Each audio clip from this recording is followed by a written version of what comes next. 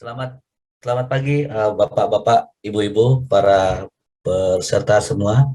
Eh, saya ucapkan terima kasih telah bergabung pada acara pagi ini untuk mendengarkan ceramah umum Borobudur yang akan dibawakan oleh eh, Pak Bung Hoki Situngkir. Nama saya, perkenalkan, saya adalah Fajar Ibnu Tufail dan saya akan menjadi moderator Anda pada pagi hari ini. Eh, Borobudur selama ini seringkali dipahami sebagai sebuah memang bangunan sejarah yang memiliki makna simbolis yang sangat luas. Tetapi jarang sekali orang-orang atau publik mengetahui bahwa di balik makna-makna simbolis yang dalam tersebut dan di balik keindahan relief dan di balik keagungan arsitektur, Borobudur ternyata menyimpan sebuah kompleksitas saintifik yang cukup rumit. Dan nanti Bung Hoki akan menguraikan beberapa di antara dari kompleksitas saintifik tersebut. Tetapi sebelum kita memasuki ceramah dari Bung Hoki, saya akan membacakan sedikit resume riwayat dari pembicara pemateri kita pagi ini. Bung Hoki Situngkir memimpin Research Center for Complexity Studies di Surya University dengan spesialitinya di penelitian interdisipliner tentang computational sociology, memetics, and cultural evolutionary studies, dynamical system, neural network, dan statistical modeling. Jadi beliau ini memang kelihatan dari spesifikasi studi ini adalah pakar yang memang ahli di bidang tersebut. Dan beliau adalah presiden di Bandung V Institute, organisasi penelitian kompleksitas pertama di Indonesia, yang dengan menggunakan fisika, matematika, dan komputasi mencoba untuk meneliti berbagai elemen budaya Indonesia, mulai dari geometri fraktal pada batik, candi, anyam-anyaman, tenun, hingga kuliner Nusantara. Bung Hoki juga sudah menulis beberapa buku, diantaranya adalah Fisika Batik dan Kode-Kode Nusantara, dan memiliki mengelola perpustakaan digital budaya Indonesia di laman www.budaya/indonesia.org. Nah, di bidang spesifikasi tentang teknologi informasi, Bung Hoki merupakan penasihat bidang teknologi informasi untuk Menteri Koordinator Bidang Kemaritiman, dan kini juga menjabat sebagai tenaga ahli di Badan Cyber dan Sandi Negara. Dan banyak penelitiannya mendapatkan penghargaan Most Prospective Innovation in Indonesia dari Kementerian Negara Ristek, dan juga merupakan Asoka Fellow sejak 2012, pernah dianugerahi ilmuwan muda berprestasi Ahmad Bakri Award pada 2011, dan mendapat masuk ke dalam MURI, Museum Rekor Indonesia, untuk kategori basis data batik secara matematis dan geometris, penghargaan Haki dari Menteri Negara Hukum dan HAM, dan penghargaan perak dalam Ganesha Innovation Championship Award dari ITB.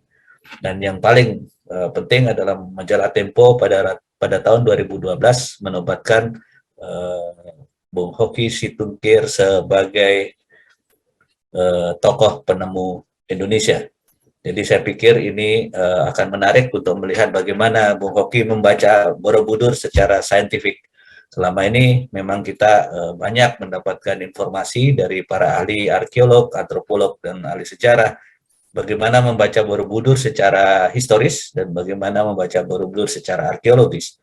Tetapi pagi ini kita akan mendapatkan pencerahan dari Bung Hoki tentang bagaimana kita bisa membaca Borobudur secara saintifik, khususnya melalui matematik dan geometris.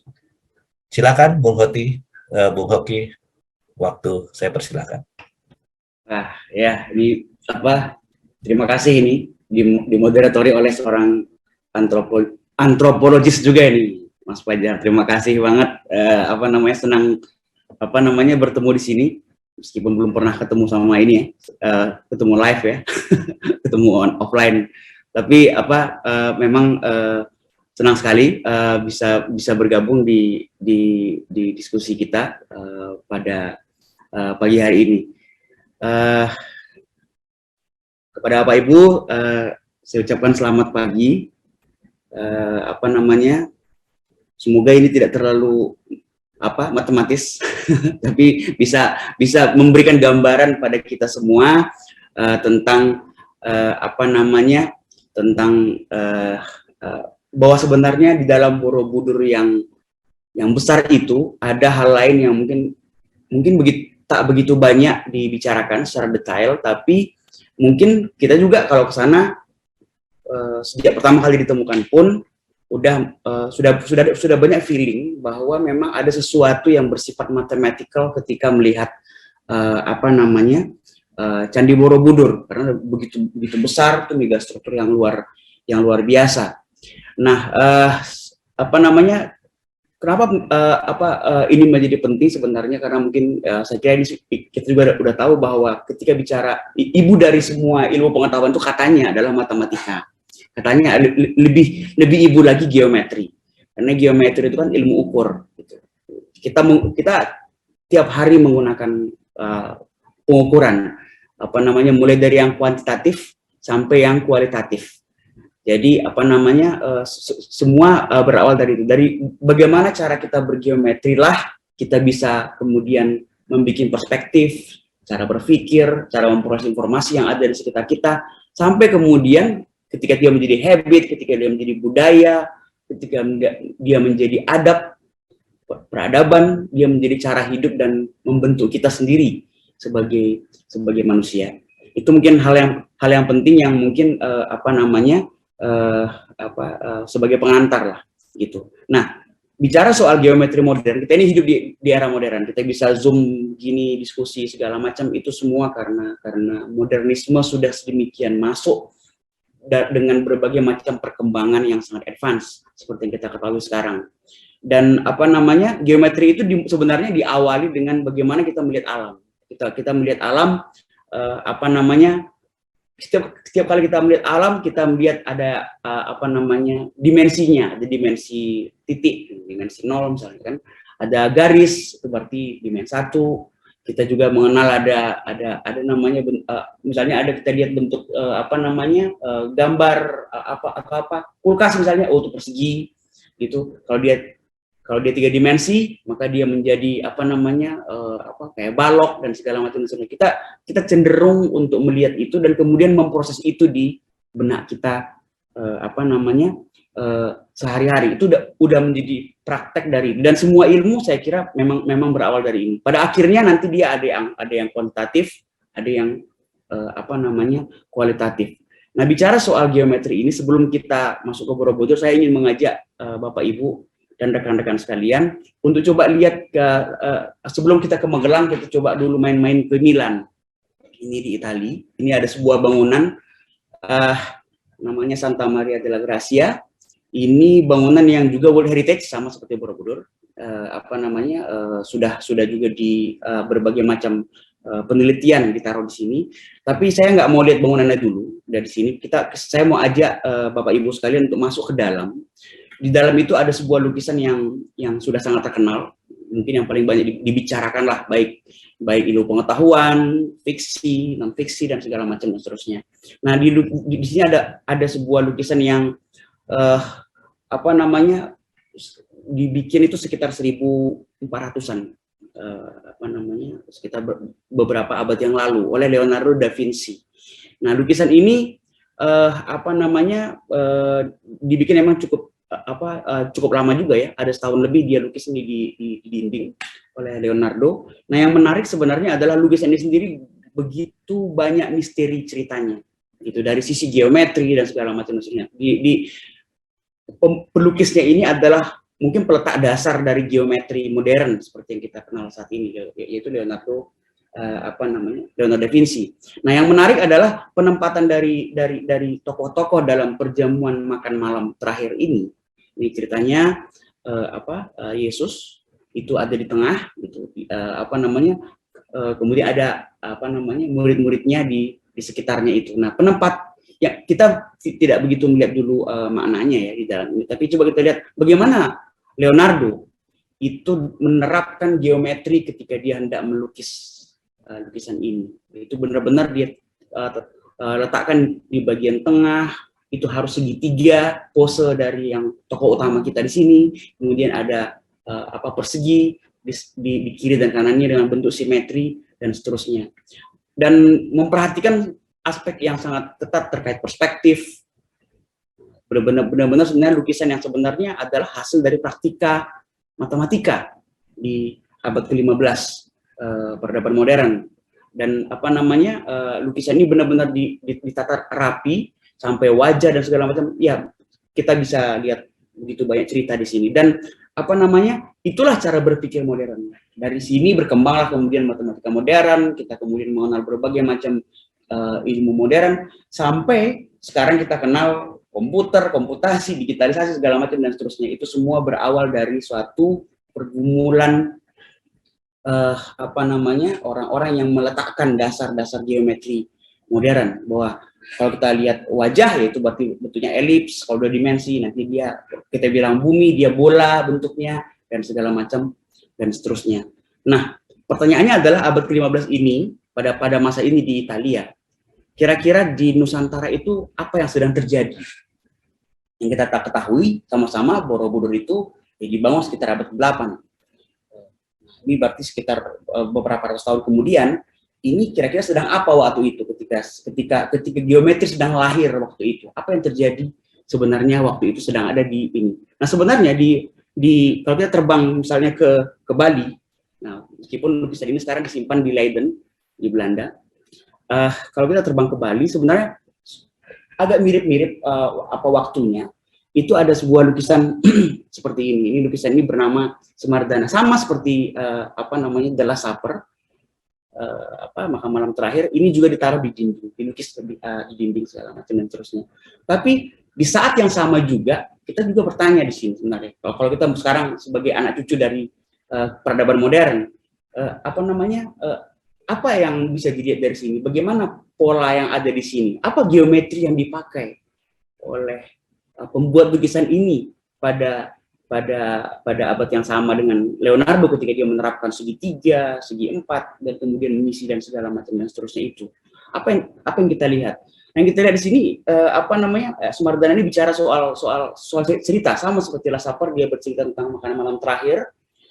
Ini juga sebenarnya adalah sebuah cerita tentang Dewi Ratih. Itu ada beberapa sosok Dewi Ratih di situ, terkait Kama gitu, di dalam legenda Hindu Jawa Bali, kalau bisa kita lihat di sini. Nah, pertanyaannya adalah geometri apa yang dipakai ketika menggambar ini? Mana segitiganya? Bagaimana perspektif yang digunakan dan segala macam? Tampaknya kalau kita lihat secara kasat mata itu sebenarnya tampaknya dia tidak patuh sama aturan-aturan itu. Ini satu hal yang menarik sebenarnya untuk dikaji. Jadi ketika di sana lahir ilmu-ilmu modern ya, dari geometri yang ditata untuk menghasilkan sebuah karya budaya besar, maka karya budaya besar yang sama di waktu yang sama dihasilkan dari bentuk seperti ini. Dan kalau kita terapkan di sini misalnya facial recognition untuk melihat pola-pola yang mungkin, kita akan gagal menemukan bentuk-bentuk segi 4 dan segi 5 atau lingkaran atau segitiga dan segala macam di dalam lukisan ini gitu. Artinya geometri ini tidak dibangun sama seperti yang dilakukan oleh geometri modern. Ini saya kira menarik, dan ini mungkin 30-40 tahun yang lalu dikatakan ya ini memang sifatnya kuno dan memang mereka belum mengerti dan segala macam dan seterusnya dan segala macam. Nah, persoalannya adalah geometri yang seperti ini sampai sekarang sebenarnya masih hidup. Masih hidup. Kita bisa lihat batik misalnya. Ini adalah sebuah contoh motif batik ya, kita ambil. Ini belambangan Merak, kita lihat.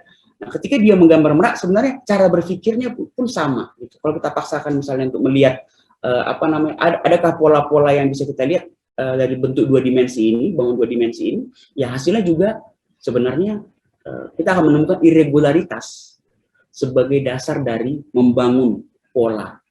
dari lukisan tadi sampai sekarang. Kita sekarang pakai batik segala macam dan seterusnya.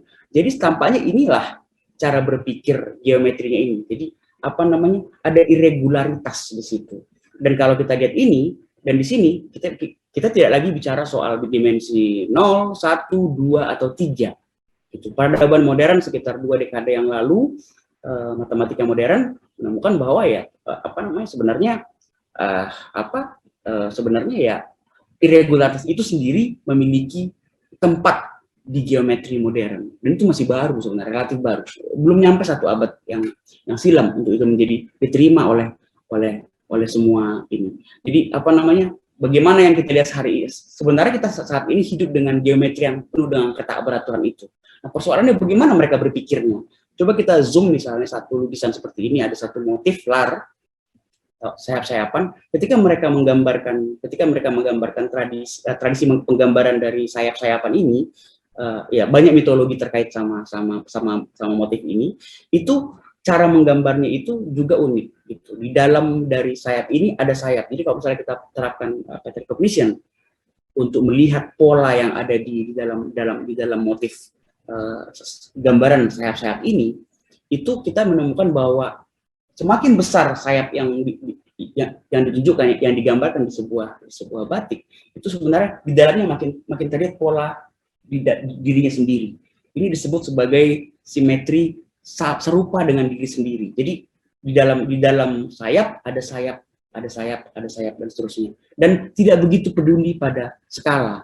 Kita tidak pernah menemukan standar pembuatan skala kalau misalnya kita diskusi sama teman-teman pembatik misalnya. Dan cara penempatannya pun tidak berusaha seperti sketsa yang geometri modern biasa lakukan. Ada sebuah kertas kosong, kemudian segala macam dan seterusnya. Ini enggak. Dia ada pola, saya menyebutnya pseudo algoritma dari pembuatan pelukisan dari batik tersebut. Jadi hal yang sederhana menjadi kompleks. Jadi apa yang kita lihat sebagai hal yang kompleks di motif sawat segala macam ini sebenarnya diawali dengan hal yang sangat simpel dan sangat sederhana. Dan ilmu pengetahuan modern sudah menyadari gitu saat ini bahwa begitulah cara alam ini bekerja. Jadi cara kita menangkap awan itu, sebenarnya awan itu bukan bulatan-bulatan, bahwa gunung itu bukanlah kerucut sebenarnya. Kita boleh melihat itu sebagai cara berpikir geometri modern klasik. Tapi saat ini kita mengetahui bahwa benda-benda ini, objek-objek yang kita lihat sekarang di layar kita ini sebenarnya memiliki dimensi yang bukan 0, 1, 2, 3 atau 4 dan seterusnya, tapi justru berada dalam pola pecahan. Pecahan itu yang disebut sebagai fraktal, fraktus pecah gitu. Jadi misalnya kayak awan itu ada yang menghitung, ada kajian ilmiah juga ini, katanya dia berada di antara 1 dan 2, 1,5 dimensinya. Artinya apa itu? Artinya kita bisa melihat dia itu sebagai bidang 2 dimensi, tapi juga dia memiliki unsur-unsur 1 dimensional gitu. Nah, demikian juga misalnya kita punya kertas yang kita crunch seperti itu, juga seperti itu. Garis pantai segala macam dan seterusnya. Jadi ketakberaturan itu sebenarnya geometri modern itu tidak dibangun dari sebuah keberterimaan terhadap ketakberaturan. Dia harus dengan beratur dulu, baru kemudian nanti dia ke ketakberaturan. Tapi kalau sepertinya, tampaknya cara berpikir orang-orang di Nusantara itu tampaknya agak berbeda, agak menyeberang berbeda dia, berlawanan dia. Itu dia justru memulai dari ketakberaturan yang kemudian menjadi pola. Nah, ini saya kira satu hal yang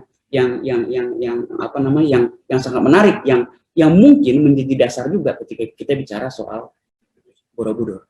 Nah, sebelum kita ke Borobudur, saya mau bawa juga Bapak Ibu sekalian untuk ke kawasan timur di Indonesia. Di pantai itu kita suka menemukan kerang-kerangan seperti ini. Ini salah satu yang cukup terkenal, konus tekstil.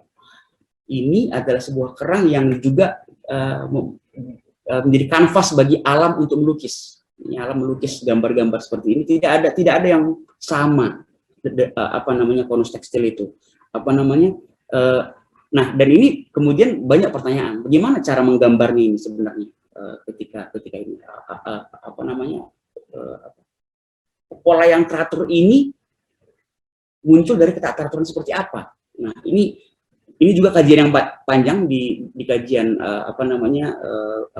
biologi. Nah, kalau kita zoom misalnya dia si kerang itu pakai mikroskop elektron, kita akan menemukan seperti ini. Jadi sebenarnya warna-warna motif itu sebenarnya terkait sama posisi pori-pori dan pigmentasi yang mengalir sesuai dengan sifat elektrolit dari si pembuat si catnya si ini. Dan persoalannya kenapa dia begitu teratur? Nah, ini ada satu ilmuwan di Amerika Serikat yang sangat cukup terkenal ya, John von Neumann. Dia bilang dia membuat bahwa ada aturan-aturan sederhana sebenarnya yang diikuti oleh pola tadi itu. Jadi misalnya kerang tadi itu kita bikin sebagai grid-grid yang kecil banget, itu kemudian kita terapkan aturan-aturan sederhana. Misalnya ini kita hanya punya warna putih dan hitam misalnya. Warna putih dan hitam, maka ada aturan-aturan yang diikuti. Misalnya kalau asalnya ada 3 kotak misalnya. 3 kotak, kalau di kirinya itu hitam, sebelahnya putih, maka di bawahnya juga putih. Dan seterusnya. Kalau misalnya ada yang 3 kotak, di tengahnya ada yang hitam, di bawahnya juga hitam. Nah, seperti ini. Dan seterusnya. Jadi, nah ini adalah aturan-aturan sederhana yang kalau ini diteruskan, Bapak Ibu sekalian, ini menjadi suatu pola yang disebut sebagai otomata selular, menjadi pola yang menarik. Kenapa menarik? Karena dia menjadi bentuknya seperti ini. Aturan yang sederhana tadi menjadi bentuk seperti ini. Mungkin mata kita sebagai mata manusia mungkin melihat ini suatu pola, gitu, sama seperti ketika melihat cangkang dari konus tekstil tadi, gitu.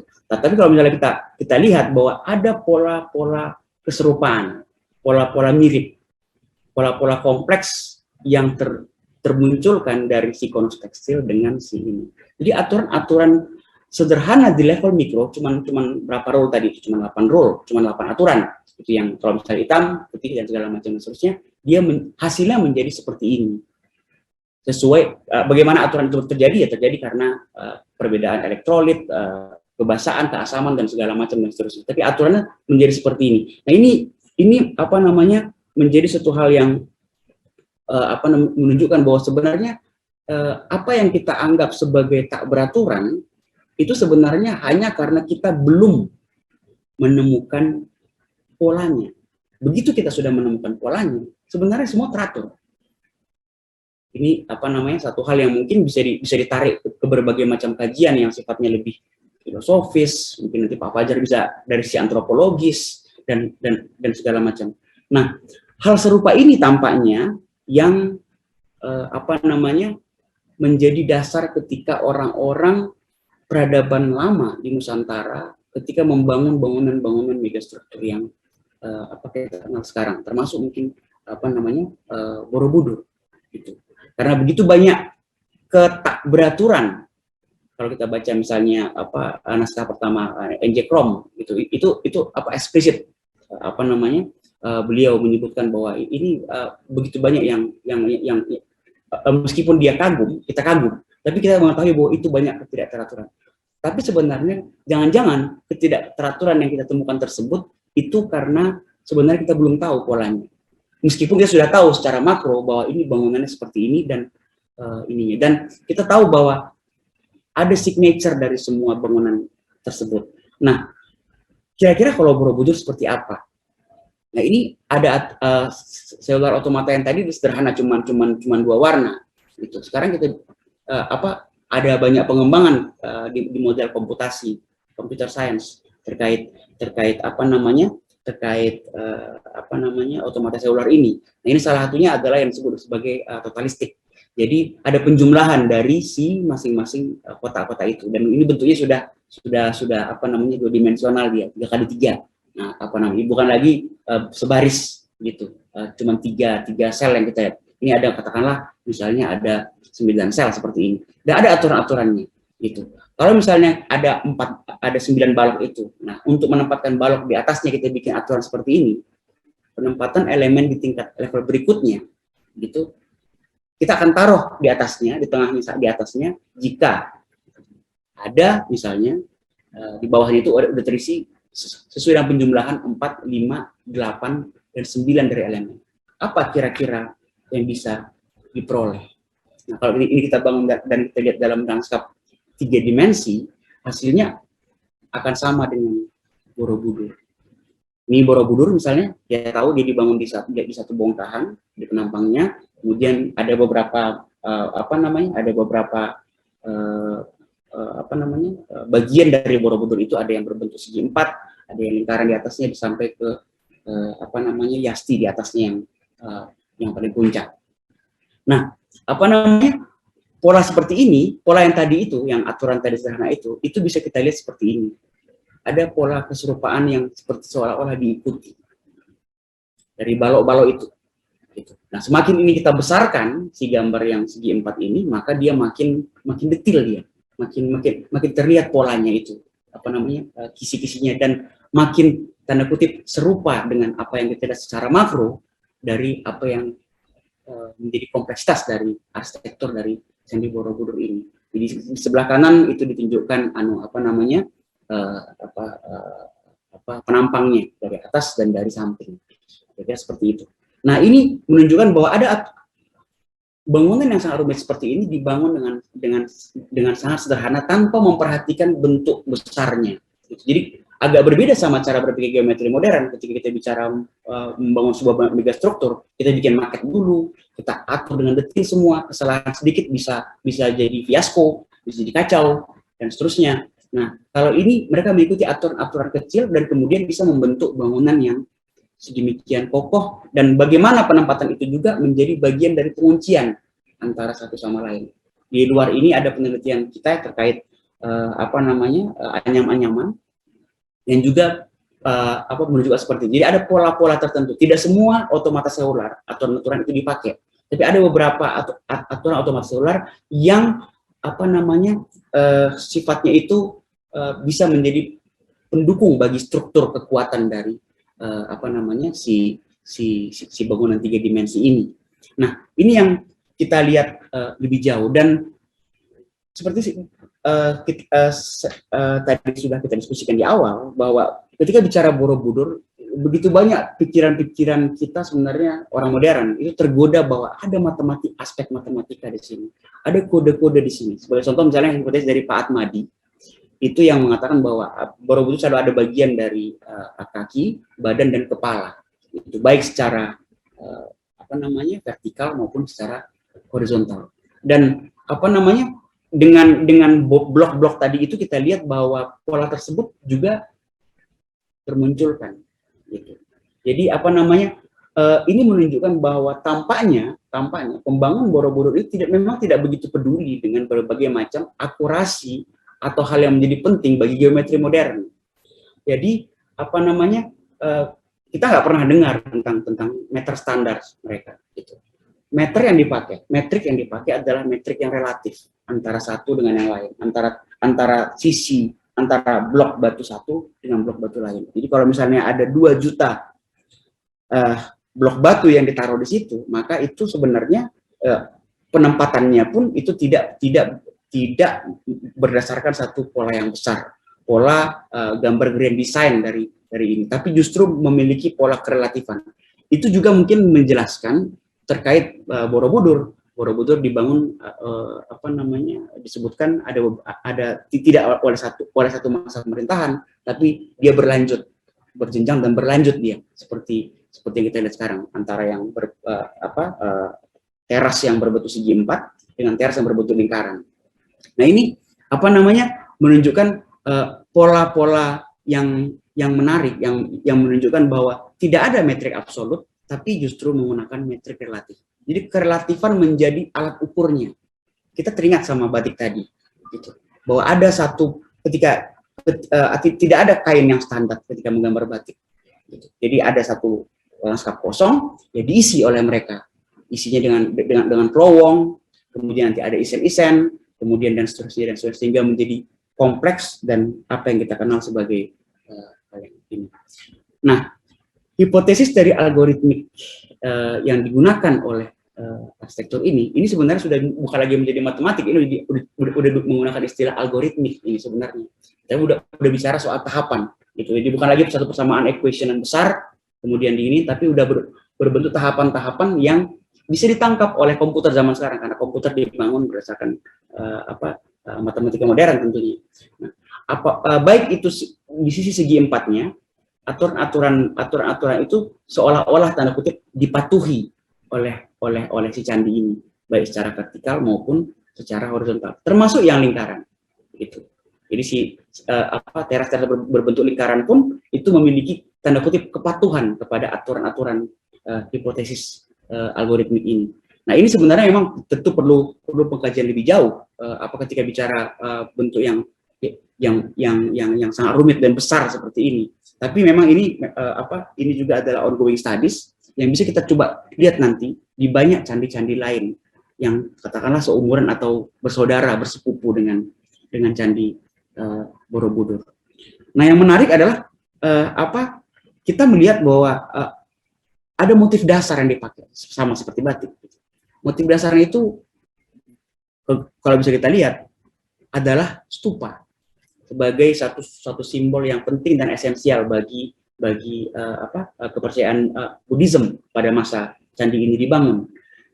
Stupa ini menjadi penting, kenapa? Karena ya tampaknya bentuk seperti ini itu tersebar di seluruh candi Borobudur. Jadi kalau kita masuk ke Borobudur, kita mungkin melihat yang besar ya, yang besar di atas, tengah, kemudian ada yang di bawahnya itu ada sekitar 70-an stupa-stupa. Tapi sebenarnya kalau kita ke bawah lagi, kita lihat itu signature dari bentuk ini sebenarnya ada di situ. Signature seperti ini, ya mungkin namanya kita sebut sebagai stupika atau segala macam, bentuk-bentuk kecil, tapi selalu bentuknya seperti lonceng seperti ini selalu ada signature ini di mana-mana. Apa yang terjadi kalau itu kita hitung semua, kita hitung dan kita masukkan dalam persamaan dan ini, kita akan melihat bahwa sebenarnya tampaknya di dalam stupa ada stupa, itulah kosmos yang ingin direpresentasikan oleh Borobudur melalui geometri ini. Borobudur yang kita kenal sekarang seperti ini bentuknya. Nah, di dalam ini kalau kita zoom, kita akan menemukan berbagai macam bentuk lonceng tadi yang menjadi simbol dari yang sangat penting bagi umat Buddha ketika membangun Borobudur ini. Nah, dan itu coba kita kalkulasi. Dan ketika kita kalkulasi itu kita akan menemukan pola yang disebut tadi, udah saya sebut tadi tentang kemiripan pada diri sendiri. Ada kemiripan berbagai ukuran mulai dari besarnya si candi itu sampai ke yang paling kecil yang kita bisa temukan di candi, apalagi di bagian-bagian yang penuh dengan relief. Di situ banyak bentuk-bentuk seperti itu yang kecil-kecil dengan ukuran itu. Nah, itu yang kita kalkulasi sedemikian sehingga kita bisa berkesimpulan bahwa tampaknya Candi Borobudur itu adalah stupa di dalam stupa. Candi Borobudur sendiri adalah stupa, di dalam stupa itu ada stupa lagi, dan seterusnya, dan seterusnya, dan seterusnya. Gitu. Dan kita coba hitung dimensinya. Apa yang ingin ditunjukkan? Dia tidak, Borobudur itu tidak dimensi 2, tidak semata-mata dimensi 3, tapi juga ada dimensi 2 di sana. Jadi dia di antara 2 dan 3. Ketika kita kalkulasi pola dari blok-blok batu dan bentuk stupika itu, bentuk-bentuk stupa itu, kita akan menemukan bahwa dimensi Borobudur most likely ada di level 2,3. Jadi artinya apa ini? Ada di 2,3. Artinya Borobudur sebagai bangunan itu memiliki dimensi di antara 2 dan 3. Jadi ada beberapa titik ketika kita bisa melihat dia sebagai benda berdimensi 2. Meskipun dia sebenarnya adalah berbentuk dimensi 3. Nah, ini satu hal yang mungkin membingungkan secara umum, secara konvensional. Tapi sebenarnya inilah juga tadi sudah saya tunjukkan tentang dimensi-dimensi pecahan yang ada di alam. Ada dimensi 2,5, ada dimensi 2,7 dan segala macam dan seterusnya. Artinya ada tanda kutip kecanggihan ketika membangun Borobudur. Tentu saya tidak berani tidak mengatakan bahwa pembangun Borobudur sudah ngerti geometri fraktal ya. Tapi seperti di awal tadi, geometri itu adalah hal yang membentuk cara berpikir. Gitu. Jadi kita tidak pernah memulai dari sesuatu yang beraturan untuk menciptakan pola. Kita selalu memulai dari yang tak beraturan dengan berbagai macam pola-pola yang aturan-aturan yang sederhana. Nah, di situ kemudian bertingkat, berjenjang, kemudian berlanjut menjadi suatu bentuk yang sangat kompleks. Dan itu bisa kita lihat. Ada beberapa titik-titik kalau kita ke Borobudur, ada beberapa titik yang kita bisa melihat itu memang ada upaya tanda kutip untuk menunjukkan bahwa ada satu pola dimensional, dua dimensional ketika melihat Borobudur. Dia seolah-olah nyatu antara bentuk yang di depan dan di belakangnya, seperti yang ditunjukin di sini di gambar di kiri ini. Itu Dan ini adalah sebuah lukisan awal ya, Cornelius kalau tidak salah. Ini ada di History of Java, Thomas Raffles. Nah, kalau kita lihat orang yang belum pernah ke Borobudur, mungkin ditunjukkan foto ini, mungkin dia pikir ini bentuknya ya 2 dimensi aja lukisan. Meskipun kita tahu bagi kita yang udah pernah ke Borobudur bahwa yang di depan itu dia lebih ke sini sebenarnya, lebih ke arah kita, itu agak lebih jauh, dan bentuk-bentuk stupa yang di belakang itu agak lebih jauh lagi sebenarnya. Tapi ketika digambarkan seperti ini, dengan efek lighting dan segala macam dan seterusnya, ini menjadi bentuk yang 2 dimensi. Ini yang hendak dimunculkan oleh pembuat candi, dan ini menunjukkan bahwa ada kode-kode mereka ini. Dan apa yang kita dapatkan dari kode-kode itu? Yang jelas bahwa apa yang diketengahkan pada diskusi kita ini menunjukkan bahwa matematika modern itu belum selesai, gitu. Ilmu pengetahuan itu belum selesai, dan karena belum selesai, maka penggalian kita kepada berbagai macam aspek yang ada di Candi Borobudur, warisan budaya yang besar ini juga sebenarnya belum selesai. Gitu. Jadi apa yang kita ketahui sekarang itu masih belum selesai sebenarnya, asalkan kita menggunakan itu. Nah, saya kira di forum di BWCF ini juga akan ada banyak kajian-kajian tentang Borobudur, mulai dari aspek astronominya, segala macam dan seterusnya yang mungkin menjadi benang merah dari bagaimana Borobudur ini kemudian dibangun. Dan sebenarnya kita sebagai pewaris juga masih hidup bersama dengan cara berpikir seperti itu. Nah, terakhir, kira-kira kalau misalnya dicoba dibikin ikhtisarnya, kira-kira apa sebenarnya ini? Kami menyebutnya kode Nusantara. Jadi bahwa di dalam berbagai macam ekspresi budaya itu terdapat kode-kode tertentu yang mereka gunakan, dan di atas itulah dibangun geometri dan cara berpikir ketika mengabstraksikan banyak hal. Seperti kita ketahui kan, matematika itu bukan ilmu eksakta sebenarnya. Matematika itu adalah ilmu tentang pola sebenarnya. Nah, kalau kita lihat bahwa sebenarnya ya seperti mulai dari elemen-elemen budaya kita yang kita dapat sehari-hari, semua itu dimulai dari yang simpel ke kompleks. Apapun yang kompleks yang kita temui, itu pada dasarnya anyaman, candi, arsitektural, batik, dan segala macam dan seterusnya, itu berawal dari satu aturan yang sangat sederhana sebenarnya. Itu satu yang sangat menarik yang bisa kita lihat. Dan sebagai konsekuensi dari itu adalah bahwa ketika menerapkan kosmos tentang aturan, tentang keteraturan, baik itu di level mikro, tengah, ataupun makro, itu sifatnya bebas skala. Jadi tidak ada skala yang ajak, skala yang absolut di dalam perspektif orang-orang di Nusantara sejak dulu tampaknya. Pernah ada satu diskusi agak sedikit anekdotal, berpikir, oh itu juga mungkin kenapa kita susah sekali ya melihat matematika dengan rumus x kuadrat, y kuadrat, dan segala macam maksudnya. Karena memang cara bermatematika kita tampaknya tidak begitu ajak dengan keskalaan atau absolutisme dari skala. Jadi ini mengindikasikan bahwa sistem metrik yang digunakan juga tidak absolut. Jadi tidak ada meter standarnya ketika hendak membangun satu bangunan megastruktur apapun yang ada di Kepulauan Nusantara kita ini. Dan keberaturan itu kita kenal itu kemudian, tidak dalam proses. Jadi ada satu proses yang mengikuti dulu aturannya untuk kemudian kita mengetahui kemudian di level makro, di level deskripsi yang lanjut tentang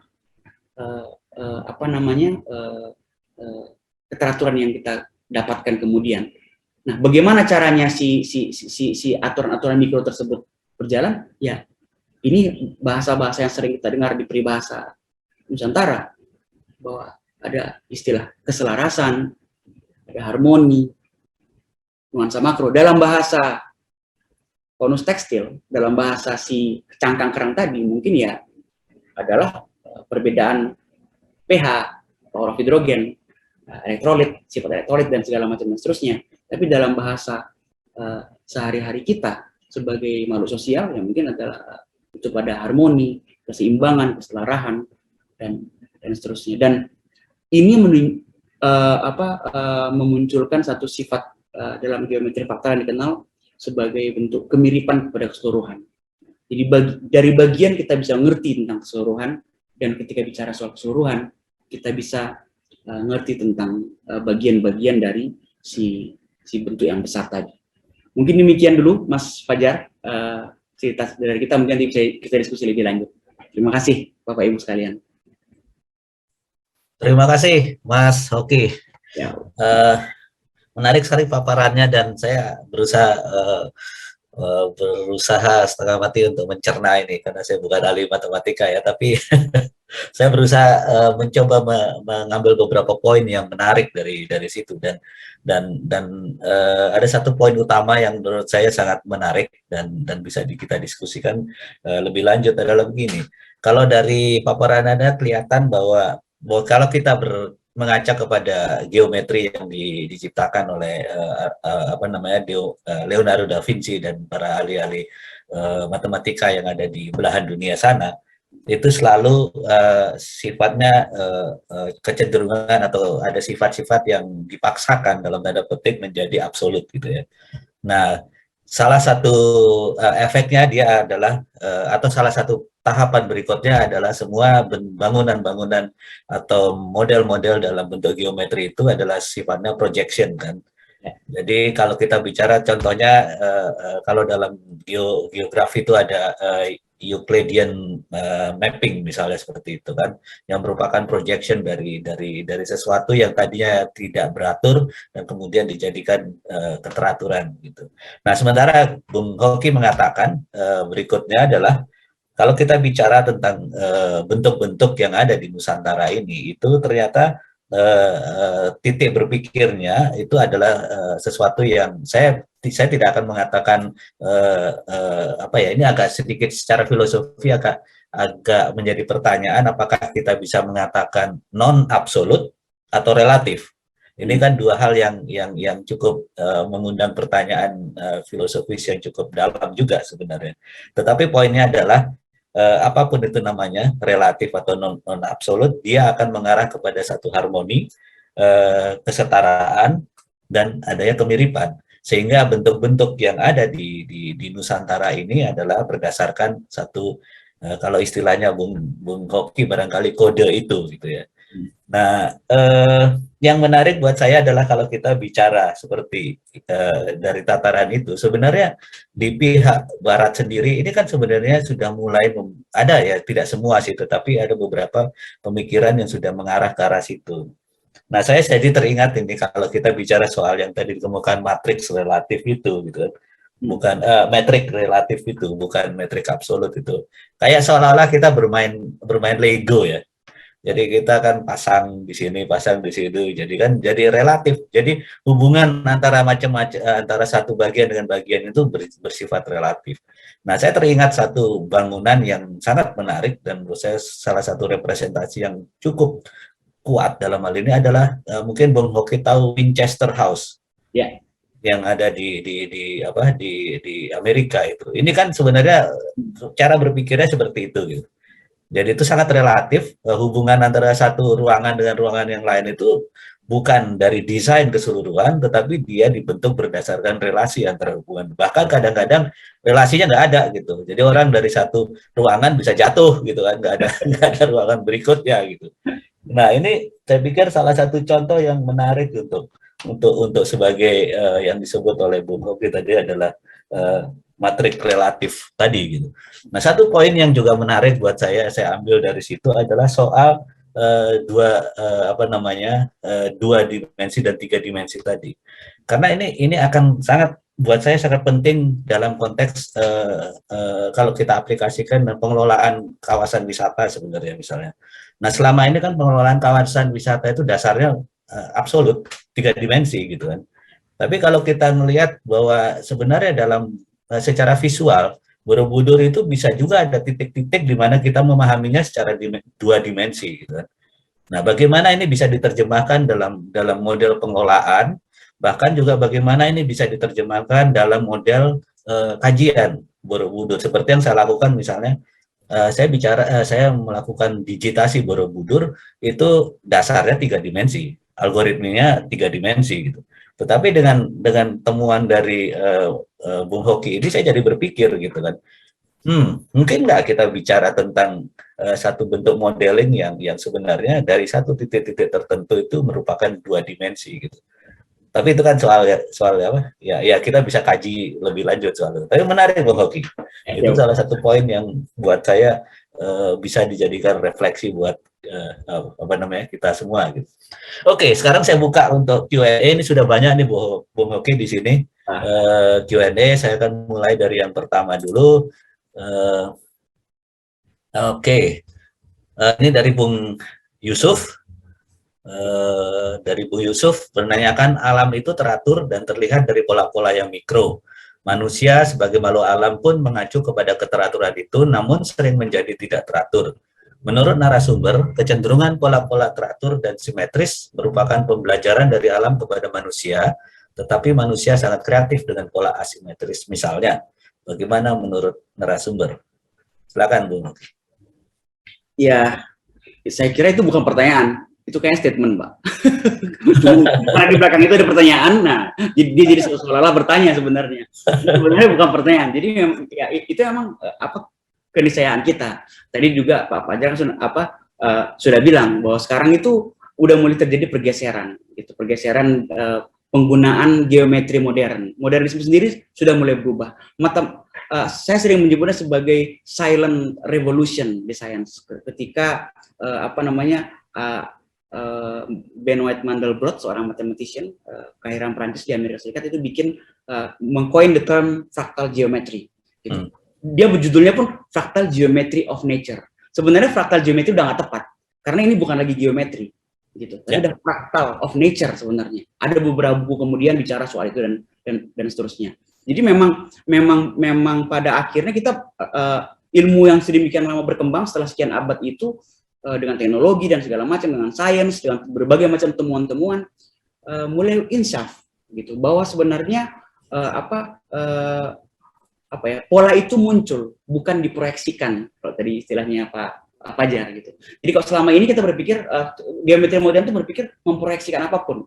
Kita lihat bentuk, kita proyeksikan ke space tertentu, salah satunya adalah Euclidean space yang disebut tadi, tapi bisa juga berbagai macam space lain, dan itu banyak banget kajiannya secara mathematics di mathematics, tapi sebenarnya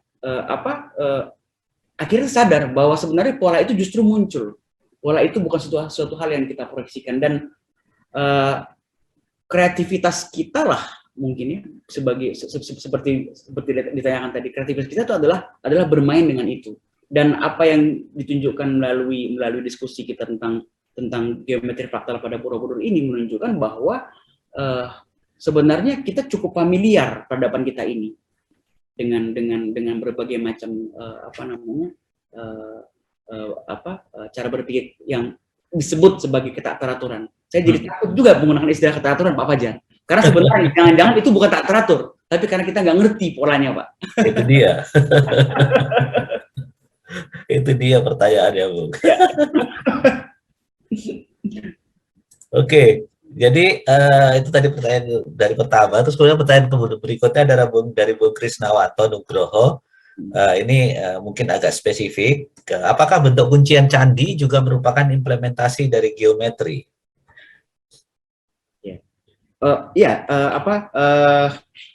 Disebut kuncian candi itu diterapkan pada ini.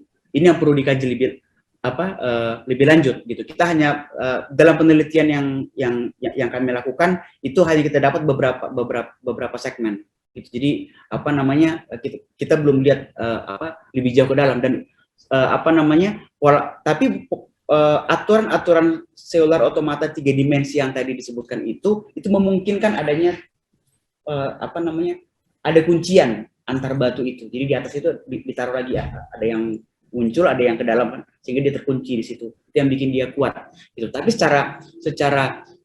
secara umum apakah itu bagian dari geometri? Ya, secara keilmuan tentu itu bagian dari geometri. Semua yang diukur pasti geometri. Tapi dalam hal bicara soal geometri fakta pada Borobudur ini apakah itu dipakai? Saya kira most likely yes.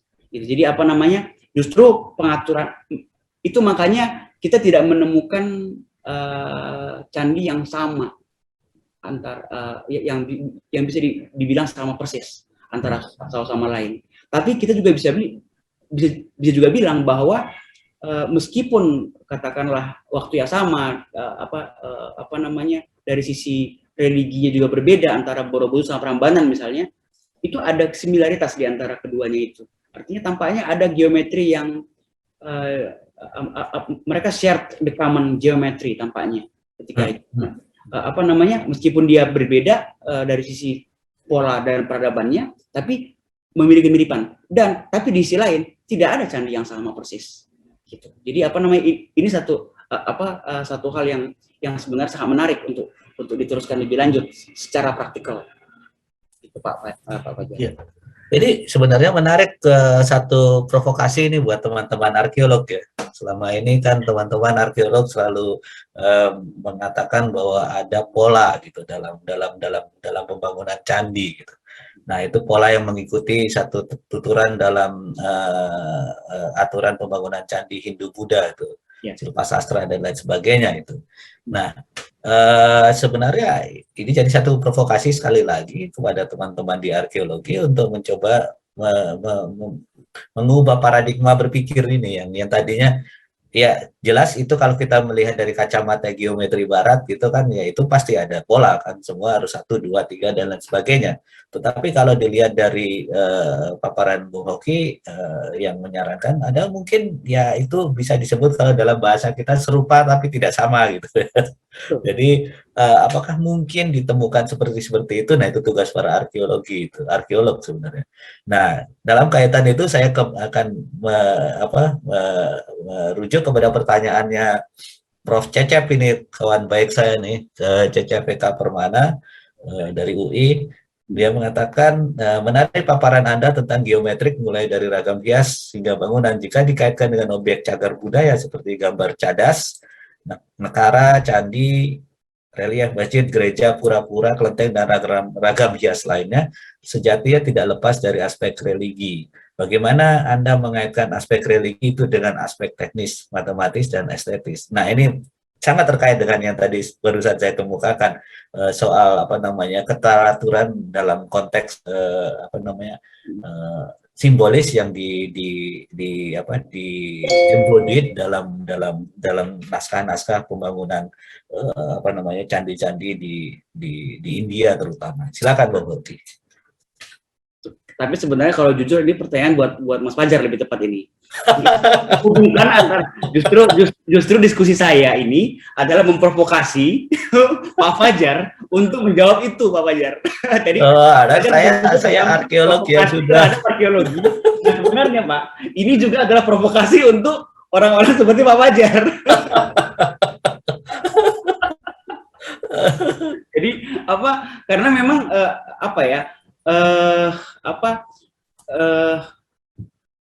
sebagai contoh ya Pak,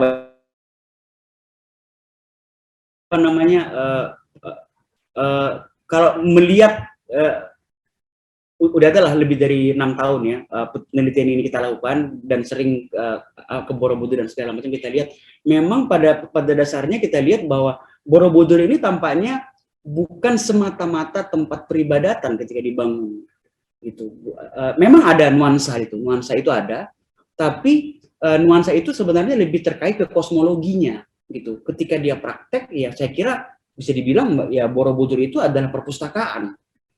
Ya di situ ada relief kan, di situ ada berapa buku, di situ ada setidaknya ada 6 judul buku di situ. Mulai dari Fabel, terus ada apa Abadana itu Marvelnya zaman-zaman dulu kan, sampai ada Tevistara, riwayat hidup dan segala macam dan seterusnya. Jadi dan itu semua dituangkan dalam tanda kutip proyeksi geometri fraktal seperti yang kita ketahui sekarang saat ini dengan komputasi dan digitalisasi yang ada sekarang, itu kita tahu sekarang itu direfleksikan di situ dan kemudian dia menjadi ini. Plus nanti ada lagi kajian, saya kira ada di sesi ceramah yang lain bicara soal bagaimana si yastinya puncak itu menjadi jam matahari nomon. Nah itu saya kira dia menjadi fungsi dari si Borobudur itu menjadi kayak semacam observatorium, semacam jam gitu ya, penunjuk arah dan untuk yang mengemanate, mencerahkan seluruh pemukiman yang ada di sekitarnya itu. Jadi saya kira memang dia tidak terlepas dari aspek religi karena memang itu nyatu gitu, tapi dia tidak semata-mata beraspek religi. Dan memang inilah yang menjadi provokasi bagi Pak Fajar dan teman-temannya di domain ilmu antropologi untuk mencari benang merahnya ini bagaimana sebenarnya. Ya, itu mungkin lebih baik saya forward kepada Prof. Cecep itu yang arkeolog Kembali kepada penanyanya ya. Iya, terima kasih Bung Oki. Pertanyaan berikutnya ini dari ini pertanyaan tentang definisi keteraturan versi Barat dan versi Nusantara Timur.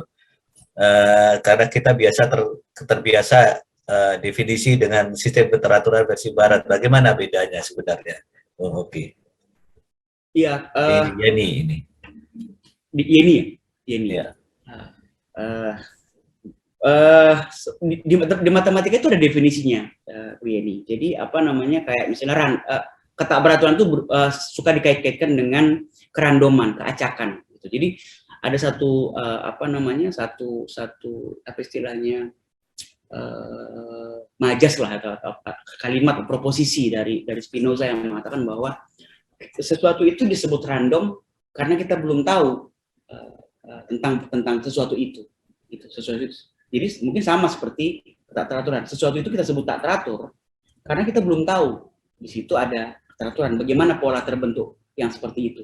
Jadi itu cara berpikir modern mathematics, cara berpikir modern. Jadi kalau misalnya ini ya ini komplemennya gitu, keteraturan. Which is tampaknya itu nggak terjadi di kita. Gitu kita lebih bicara soal balance gitu. Kita nggak ngotot terhadap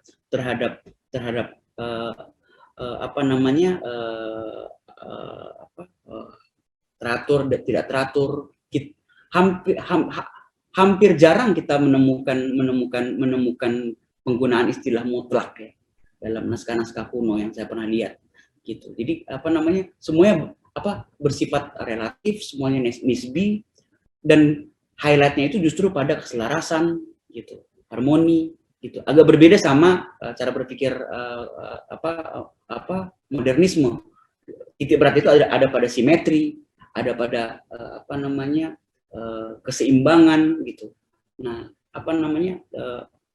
balance sama harmoni itu kan hal yang berbeda ya gitu. Meskipun mungkin berkaitan, tapi hal yang berbeda. Di kita kayaknya lebih seperti itu dampaknya.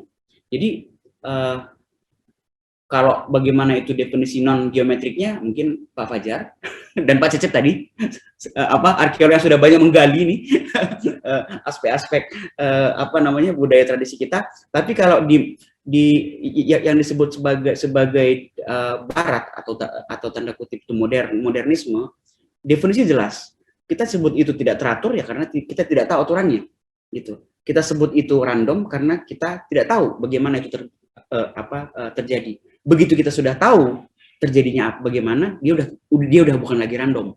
Begitu udah tahu bagaimana proses yang terbentuk, dia bukan lagi satu hal yang disebut sebagai teratur. Itu Pak. Kira-kira Bu Yeni, semoga bisa berkenan. Ya, terima kasih. Bapak Ibu, karena ini waktu kita memang terbatas, jadi banyak sekali pertanyaan sebenarnya di sini, tapi saya terpaksa harus memilih beberapa pertanyaan yang menurut saya berbeda sedikit dari apa yang sudah dikemukakan oleh atau sudah dijawab oleh Bu Hoki dari pertanyaan-pertanyaan yang tadi.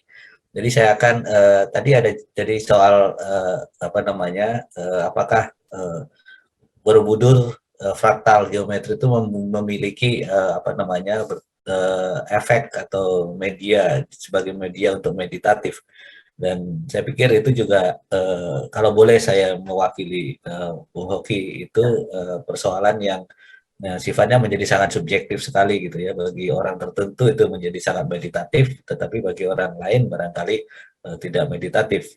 Tetapi kalau kita memaksakan itu, ya artinya kita kembali kepada bentuk keteraturan yang dipaksakan oleh modernisme Barat gitu kan. Jadi saya pikir itu sangat sangat subjektif apa namanya jawabannya gitu. Mohon maaf kalau saya mewakili nih, Bung Hoki, Pas. supaya karena waktunya sangat terbatas ini. Oke, kemudian, nah ini yang mungkin Bung Hoki bisa menjawab ini. Dalam tradisi Jawa kita mengenal satuan-satuan metrik ya, seperti kilan, hasta, dedet, dan lain-lainnya. Bagaimana kaitan satuan-satuan tersebut diterapkan sehingga menghasilkan dimensi fraktal berupa bilangan real positif. Nah ini Ya. Anda ahlinya nih di dalam hal ini. Silakan. Semua ukuran-ukuran yang kita kenal, hasta dan segala macam tadi yang disebutkan itu sebenarnya adalah metrik relatif gitu. Karena kita nggak pernah tahu satu hasta yang seperti apa. Gitu. Beda sama metrik modern. 1 meter itu ada ditaruh tuh di Perancis tuh. Itulah 1 meter acuan. Jadi mau dibawa 1 meter itu ke kutub utara, kutub selatan, ke bulan atau ke Mars, itu dia akan begitu 1 meter. Nah kalau hasta kan enggak. Gitu. Dia ada alasannya, apa itu yang disebut sebagai satu hasta. Nah, dan ketika bicara apa itu, nah itu menjadi apa namanya kerelatifan jarak antara ini lengan seorang raja dan segala macam dan seterusnya, itu tentu apa kita biasa mengenal itu. Justru itu yang digunakan oleh pengguna. Dulu mungkin positivisme modernisme Barat berpikir bahwa tidak mungkin ada satu keadaban atau peradaban yang bisa lahir dari tanpa mengenali pola-pola seperti itu. Itu kan positivisme Barat, gitu. Which is sekarang juga sudah tidak dianut oleh banyak orang lagi sekarang. Sudah tidak ada lagi penganutnya kalau saya boleh bilang, gitu. Tapi kalau di peradaban yang tidak mengikuti lahirnya modernisme Barat ini, tampaknya justru they live together with the irregularities, gitu. Mereka hidup dengan kenisbian itu, gitu, kerelatifan itu. Yang penting adalah keselarasan yang apa yang utama. Jadi apa namanya? Kalau bicara soal bagaimana itu dikaitkan sama Borobudur ya. Sebenarnya diskusi tadi yang kita itu adalah upaya yang penuh dengan harapan supaya tidak putus asa saya untuk menghubungkan antara apa yang ditemukan di lapangan di Borobudur itu ke dalam struktur bilangan yang lahir dari modernisme Barat. Gitu. Jadi sebenarnya banyak orang bilang begini, oh berarti lebih maju peradaban kita daripada peradaban Barat ya. Saya bilang enggak juga, gitu. Kalau peradaban Barat sudah kerasa banget efeknya. Ini kita bisa zoom nih. Ini dampaknya ini. Gitu. Kita ikutan di dalam gelombang itu. Gitu. Tapi juga tidak berarti bahwa cara berpikir yang lahir dari geometri modernisme ini boleh memandang rendah berbagai macam ekspresi budaya geometri yang lahir di luar modernisme itu. Itu sebenarnya pesannya, lebih tepat seperti itu. Jadi apa namanya yang justru challenge. Jadi tadi ada challenge buat arkeolog ya Pak Fajar ya, ada challenge buat antropolog. Nah sekarang ini challenge buat matematisian juga nih sebenarnya. Ada challenge matematisian. Itu 2 slide saya terakhir tadi itu, bahwa sebenarnya makin maju ilmu pengetahuan modern, matematika, fisika, biologi, kimia dan seterusnya itu ke depan, itu sebenarnya makin membuka banyak peluang, bukan hanya mengakumulasi kemajuan sains itu sendiri, sains modern sendiri, bukan, tapi justru bisa kita bawa ke belakang untuk melihat dan menjelaskan apa yang seolah-olah tidak bisa dijelaskan selama ini. di warisan budaya kita. Itu mungkin ininya. Itu saya kira sih pesan kode-kode Nusantara, Pak Fajar. Jadi challenge buat kita semua orang-orang modern, ilmuwan modern, untuk membongkar kode-kode itu satu persatu dengan kemajuan ilmu pengetahuan kita. Ya, saya dukung itu, Bung Hoki, karena itu barangkali juga perlu disosialisasikan ke teman-teman di BRIN juga ini, terutama para saintis-saintis ya di BRIN ini, untuk mencoba menggali lebih dalam lagi soal-soal yang tadi disebutkan oleh Bung Hoki. Jadi artinya selama ini kan memang orientasi kita itu kepada ya tidak salah, karena memang ilmunya itu memang berkembang secara pesat di sana, di barat lah gitu ya, modernisme barat, tetapi bukan berarti itu menjadi satu-satunya cara pembenar gitu ya, atau penjelas dari gejala-gejala apapun, kosmos, sosial dan lain sebagainya yang ada di sini, di Nusantara ini. Dan menurut saya challenge-nya itu bukan hanya mathematician, tapi juga kepada teman-teman dari fisika ya, fisika teori misalnya, dan teori-teori yang string teori, chaos teori kan sebenarnya juga mulai dari mempersoalkan lagi kembali keteraturan itu kan. Nah itu menurut saya sudah ada kecenderungan untuk mengerucut ya, bukan mengerucut, saling berdialog lah gitu ya. Cuma memang perlu dilakukan lebih banyak lagi, dan di Indonesia itu memang sangat kurang dilakukan. Dan Pak Fajar, satu lagi Pak Fajar, inisiatif yang Pak Fajar lakukan misalnya dengan digitalisasi Borobudur segala macam dan seterusnya, ini kan udah menjadi digital. Artinya untuk mendapatkan pengetahuan terkait Borobudur itu bukan tidak lagi untuk memproduksi pengetahuan Borobudur. Kadang-kadang kita nggak perlu ke Borobudur karena semua digital. Jadi kita sekarang itu ada juga ruang digital. Jadi saya kira semangat saya sangat senada nih sama Pak Fajar nih. Ketika dia udah menjadi digital, dulu mungkin kita harus pakai market kecil gitu ya untuk lihat bikin eksperimen macam-macam dan segala macam. Kalau sekarang kan nggak perlu lagi gitu. Kita bisa menempatkan ruang 3 dimensi, taruh Borobudur di situ, kita bisa bikin dan segala macam dan sebagainya. Itu saya kira banyak hal kita akan dapat, Pak Fajar. Ya.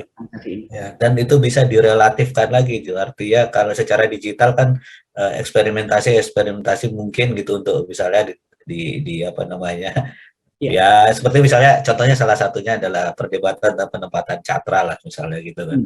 Itu kan bisa dipahami dalam konteks matriks relatif itu tadi.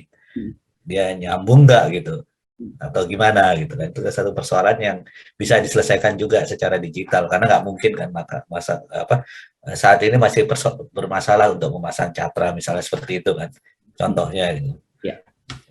Oke, satu lagi nih Bung Hoki ini, dan menurut saya menarik ini, karena kalau kita bicara tentang candi atau monumen, tadi kajian Bung Hoki tentang Borobudur nih, tetapi dari penelitian yang sudah ada sejauh ini pernah dilakukan, bagaimana dengan bangunan candi-candi atau monumen lain yang ada di negara lain, terutama di Asia Tenggara seperti Thailand, Myanmar, India? Apakah mereka juga ada temuan atau riset yang menunjukkan bahwa mereka menggunakan satu, saya tidak mau mengatakan model, tetapi satu bentuk kode-kode yang mirip yang dilakukan di wilayah Nusantara, khususnya dengan Borobudur? Silakan. Saya kira sudah banyak. Jadi ini kan memang inisiatif ini pun dimulai, penelitian ini udah cukup lama ya. Udah lebih dari 5 tahun yang lalu inisiatif ini dilakukan, dan banyak, bukan hanya di Asia Tenggara tapi mungkin juga di Amerika Selatan ya. Itu kan di sana banyak situs-situs dari batu andesit juga di sana, dan juga tanda kutip membingungkan para penziarah modernisme untuk memahaminya, kenapa begitu bentuknya segala macam. Bahkan ada istilah namanya itu eksperimental arsitektur kan, untuk mencoba menjelaskan berbagai macam yang ini dan segala macam. Saya kira banyak di Afrika, di Asia Tenggara mungkin ada beberapa yang juga sudah mulai melakukannya, kayak di kota yang ada di Angkor Wat ya. Itu juga sudah coba dilihat. Bahkan juga ada penelitian terkait aspek matematis dan geometri dari pagoda, yang berbagai macam jenis pagoda, dan dan segala macam. Dan itu udah kemana-mana juga, bukan hanya Barat saja sebenarnya, karena sebenarnya di Latin Quarter juga di Eropa sana juga banyak sebenarnya peradaban-peradaban kecil yang mungkin terlokalisasi yang dibangun itu tidak mengikuti geometri modernisme sebenarnya. Nah, ini juga sudah ada penelitiannya. Saya kira kalau kita coba browsing terkait ini, saya kira juga sudah cukup banyak. Ada kajian ini sekarang ya, ethno-architecture, terus ada juga ethno-astronomi. Ethno-astronomi itu astronomi tentang yang berurusan sama etnik gitu. Meskipun ya karena dia kadang-kadang sifatnya etnik, dia kadang-kadang agak kelewatan tuh Pak Fajar ke non science jadinya. Karena dia udah etnis kan. Agak ada UFO katanya, konspirasi apa segala macam dan seterusnya. Tapi anyway, kajian-kajian itu sudah banyak dan memang ini memang sangat menarik sih untuk mengelola imajinasi dan kreativitas kita. Oke, terima kasih Bung Hoki. Soal kalau perbedaan bangunan dan lain sebagainya itu barangkali lebih pasnya ditanyakan kepada para arkeolog nih.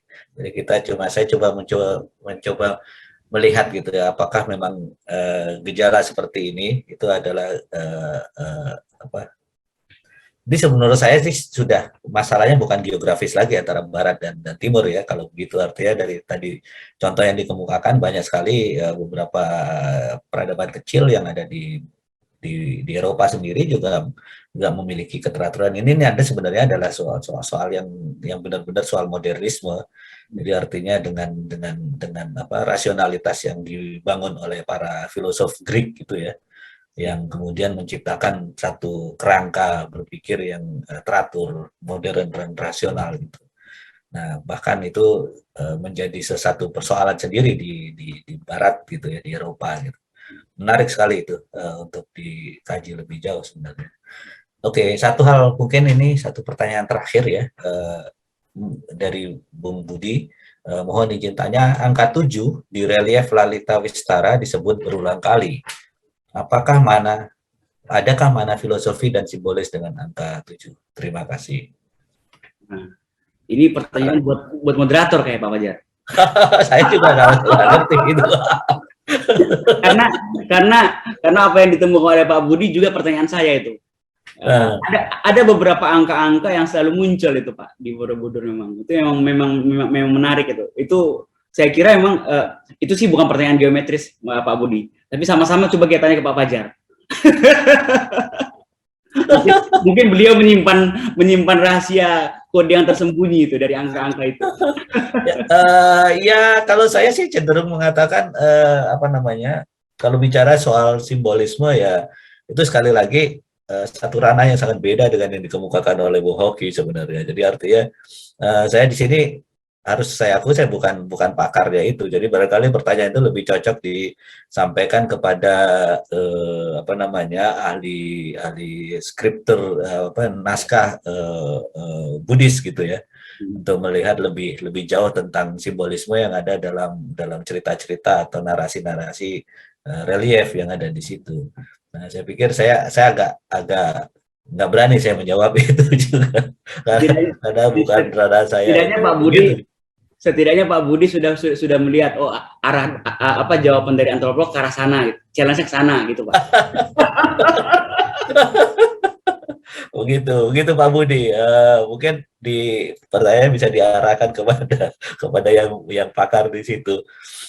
Tetapi saya pikir ya itu temuan yang menurut saya sangat menarik juga sih. Artinya kalau kita lihat apakah ini mungkin mengacu ke ini kalau di materi kali ini Bung Hoki, apakah keteraturan itu bisa dinumerikkan gitu ya? Ketidakteraturan itu bisa dinumerikkan gitu ya. Artinya kalau kita udah bicara tentang 7 dan segala macam itu kan artinya memberi keteraturan terhadap sesuatu ya, entah itu dalam bentuk simbol atau apa ya. Nah, sementara kalau fraktal, kalau matriks relatif itu persoalannya bukan keteraturan, dia bisa 1, bisa 3, bisa 15, bisa semuanya kan. Tetapi kalau dalam satu bentuk, entah itu narasi atau relief atau apa, sudah kita patok, oh ini ada 7, ini ada 5 simbol, ada 7 simbol, misal seperti itu kan. Itu sendiri kan jadi gimana? Nggak tahu. Menurut saya itu salah satu challenge sebenarnya untuk dibaca. Iya, saya kira Gimana, Bung? benar. Jadi kita mesti membedakan juga mana geometri dan mana numerologi. Jadi kalau geometri kan itu ukur ya. Jadi ada satu quote yang saya kira sangat luar biasa ini dari pembuat istilah fraktal, geometri fraktal, Pak Benoit Mandelbrot. Salah satu konsekuensi dari tadi pertanyaan Pak Fajar kan mungkin nggak keteraturan itu dinumerikan.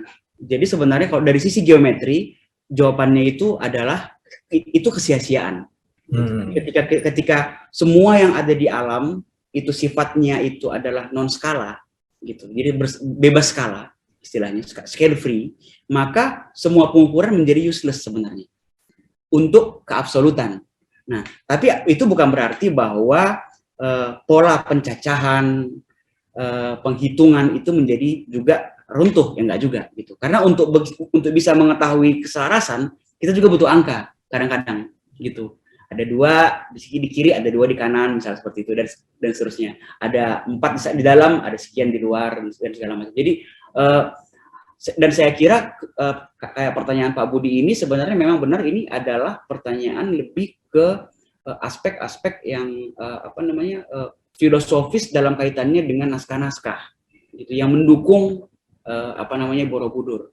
Jadi kayak misalnya salah satu aturan yang menarik kan, itu sampai sekarang saya belum menemukan itu. Mungkin jelas buat kita semua juga. Aturan yang dipakai untuk membentuk sel-sel tadi itu ada di situ kan muncul tuh angka itu, ada angka 4, 5, 9 dan 8 dan 9 dan seterusnya tadi itu juga adalah angka-angka yang muncul, dia emanate seperti itu. Tapi apakah itu ada kaitannya khusus dengan yang ada di peradaban ketika Candi Borobudur itu dibangun? Itu memang itu tugas yang lain, itu tugas yang lain yang perlu kita bicara pola dulu. Tapi ketika bicara numerologinya, saya kira kajian numerologi Nusantara Kuna itu juga suatu kajian yang sangat menarik saya kira, dan bisa dikembangkan ke depan itu. Baik, terima kasih Bung Hoki. Satu poin yang ingin saya tambahkan soal matrik relatif itu sebenarnya ini menarik untuk menjadi satu bahan kajian juga, karena sebenarnya kalau kita mau lihat itu punya implikasi atau keterkaitan dengan persoalan sosiologis, politis, dan lain sebagainya, persoalan sosial ya. Artinya begini, dengan menggunakan satu model, katakanlah model matriks relatif seperti itu sebenarnya satu statement sebenarnya bisa kita baca sebagai satu statement yang mengatakan bahwa dengan misal contohnya seorang pembangun bangunan, dia akan mengatakan saya memiliki resources yang tak terbatas untuk membangun ini. Gitu. Artinya dengan segala macam yang bisa saya lakukan, ya saya akan lakukan, nambah bangunan dan lain sebagainya. Karena ini saya mempunyai resources sebagai raja lah gitu ya, kita mempunyai resources yang tak terbatas soal itu. Jadi ada beberapa menarik untuk melihat bagaimana apakah dalam bentuk sejauh mana rentang fleksibilitas dari matriks relatif ini itu bisa bicara juga tentang sejauh mana organisasi sosial yang diperlukan untuk membangun sebuah bangunan gitu, dan juga sejauh mana misalnya contohnya Winchester House itu ada persoalan-persoalan yang sifatnya juga historis atau bahkan sedikit mitologis gitu ya, untuk pembangunan ruang itu. Tetapi dari data yang dikemukakan bahwa ini adalah matriks relatif, itu kita bisa bertanya-tanya kemudian sebenarnya dalam konteks sosiologisnya, politisnya seperti apa nih para pembangun bangunan-bangunan ini. Nah, itu yang salah satu PR saya pikir bisa kita lakukan. Jadi bukan hanya bicara soal simbolisme, tapi kita bicara data-data yang seperti dikemukakan oleh Bung Hoki ini adalah data-data penting untuk menjadi satu refleksi interpretasi terhadap proses sosial atau proses politik yang terjadi pada saat membangun bangunan itu. Saya rasa begitu nih closing dari saya, dan saya mohon maaf kalau ada yang kelewatan pertanyaannya. Senang sekali ini bisa berdialog dengan Bung Hoki. Pagi ini saya juga dapat banyak ilmu. Mudah-mudahan pada satu saat nanti kita bisa melanjutkan riset-riset seperti ini karena ini menurut saya sangat penting ya. Dan untuk yang untuk materi pagi ini bisa kita bisa kita berikan aplaus sebesar-besarnya kepada Bung Hoki. Jadi terima kasih banyak dan juga terima kasih kepada para peserta yang hadir pada sesi pagi hari ini. Sekian dan selamat pagi. Sesi keynote lecture kali ini saya tidak akan memberikan resume karena ini sifatnya lebih pada dialog dan eksplorasi ya. Jadi mudah-mudahan ada ilmu yang bisa diperoleh oleh Bapak Ibu semua. Sekali lagi sekian, terima kasih, selamat pagi, dan waktu saya kembalikan kepada teman-teman di Borobudur Writers Cultural Festival. Selamat pagi. Selamat pagi semuanya, terima kasih. Ya, terima kasih Bung Hoki. Salam sehat.